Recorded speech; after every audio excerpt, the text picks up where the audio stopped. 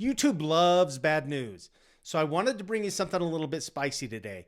And it's a lot to unpack, so bear with me. It might be a little bit boring at times or a little tedious, but I do have a place where I'm going with this, so bear with me. It's so important that this gets talked about, and I'm bringing that to you today. And today I'm talking specifically about Colorado Springs, but this applies to pretty much every part of Colorado and really a lot of parts of the United States. So let's dig into it. One of the things that really grinds my gears is when I see something in the news that's nothing more than a paid advertisement by a spokesperson. There's no hard-hitting questions. There's no tough follow-up. And I talked to a local reporter about this one time, and he said if they ask hard questions, the people in charge just won't talk to them anymore. There were no tough questions asked in this article that I read.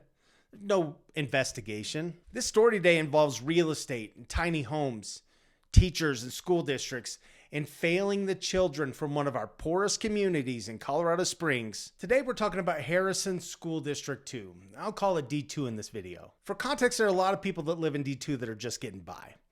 They're working poor. Over 70% of the kids in this district are on free or reduced lunches, and about 20% of the kids here live below the poverty line. D2 just announced they'll spend $6 million to build a community of 20 tiny homes on a 1-acre lot that they own, and they're going to rent it to employees in their district. And that sounded a little bit like a throwback to company towns where miners lived in housing provided by the company, their employer. I knew I wanted to look into this story a little bit. The district says the housing is necessary for them to retain teachers due to increased housing costs in the area.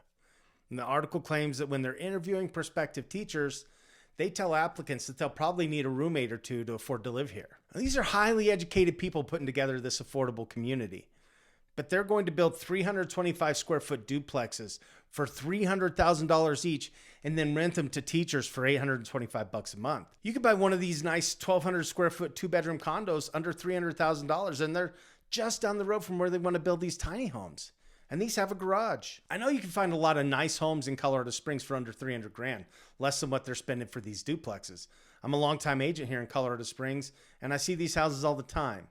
If you have real estate questions, definitely let me know. My contact information is down below. And if you enjoy real estate, or if you're enjoying this video, please consider liking it. And if you like hearing what's happening in Colorado, maybe consider subscribing. I'll keep these videos up to date and keep covering information that maybe slips through the cracks. This article says most Colorado teachers are thinking about leaving their jobs, which is a pretty crazy statistic all by itself. They go to school specifically to be an educator, and when they get to the classroom, they want to leave. I started looking at how much teachers make in our area. The starting minimum pay for a teacher in D2 is $47,500 for a typical 184-day contract. But nearby District 11 starts at $50,000. And Widefield School District 3 starts their teachers at $53,000.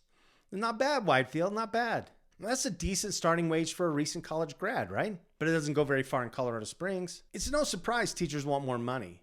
Everyone wants more money.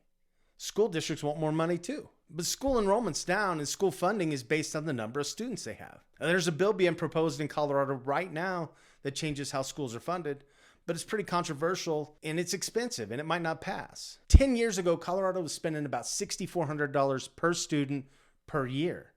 And teachers weren't thinking about quitting, and students were doing really well on their test scores. Fast forward to today, and we're spending about $9,600 per student per year, which is a 50% increase. Teachers are thinking about quitting, and the students are struggling more than ever. The bad test scores coming out of schools are rarely mentioned in the news, and if they are, it's politicized in a hurry. The people with kids who are paying attention are looking for other school options. They don't like what's happening in these public schools, and it's probably going to get worse. People in Colorado have to vote for school funding increases, but times are tough. Like, food costs more, housing costs more, everything costs more. And people don't want to approve tax increases for school districts that are underperforming and maybe focused on the wrong things. The largest teachers union in Colorado made it a point to publicly denounce capitalism last year. But in D2, according to state testing, 60% of the kids are below where they should be when it comes to reading and writing. And that's across all grades. When you look at math, it's even worse. 75% of the kids are below where they should be in math in this district. For more context, that's not far behind where the rest of the state is in terms of test scores. It's so bad they had to create 3 different categories of what below expectations mean in Colorado. The first is did not meet expectations, and that's somebody who's just nowhere close to passing. The second one is partially met expectations, which means they get some of it, but they're not passing that test. And the third one is approached expectations, which means they maybe got close to passing, but they still failed. When 60% of these kids can't read or write at their expected grade level, these children aren't failing. The schools are. It's like schools are taking a test and they failed by missing 75% of the questions. Did not meet expectations. That's what comes to mind for me. And it's almost like they're doing it on purpose, which is terrible because we're talking about poor kids. And when you fail a child with their education, you limit their opportunities. You steal possibilities from where this kid can end up. And we're talking about poor children, working class, poor families, and they can't read and write. Get this, the superintendent of District 2, where 75% of kids are failing math and 60% of kids can't read, won Superintendent of the Year with test results like that. And their test scores were worse this year than they were last year. And the biggest news coming out of this district is that they'll own a bunch of tiny homes. Does the Communist Teachers Union support a district owning property? Sounds pretty capitalist to me. Teachers do important work, maybe the most important work. And I don't blame them for everything that's happened in the schools. I think most of them want to teach children well, but they get into the classroom and they see what a disaster everything is, and they leave. Good teachers want to be part of the solution. And when they don't believe that's possible, good teachers leave the job. I see you. But teachers are just one piece of the puzzle that includes teachers' unions, parents, administrators, school boards, curriculum, and an apathetic general public. I blame legislators for not coming together with some sort of bipartisan effort that addresses the shortcomings in education and possibly even funding in a way that serves our children well. I blame sports and entertainment that keep us distracted. I blame tablets and cell phones that we give to toddlers. I blame TikTok and Instagram that skew our children's perception of the world before they even know it's happening. It's tragic because our children are paying the price and no one seems to mind. If more funding is what's needed, let's figure that out. But we want to see results. Are we going to give more money to a system that is failing children more than at any point in recent history? Keep in mind, the teachers' unions are there for the teachers, not the students. Should schools be spending millions of dollars on housing? Do teachers even want to live in housing that's provided by the schools?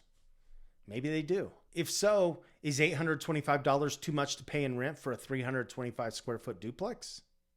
Or would you rather just have a higher starting wage so you can afford your own housing? For the teachers watching this video, what do people not understand about what's happening?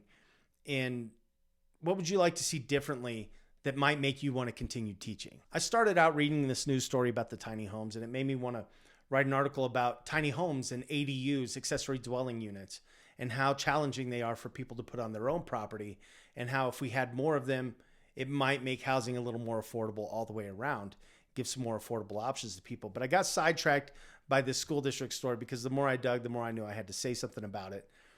And I will work on an ADU video. There's a law being proposed in Colorado right now that will make it easier for people to put ADUs on their property, which would make tiny homes available to the rest of us and remove some of the hurdles that we have to go through to put them on our property. I appreciate you watching. Thanks so much. If you enjoyed this video, please give it a thumbs up. Maybe share it with somebody else who needs to know what's happening. And yeah, I'll catch you in the next video. Thanks.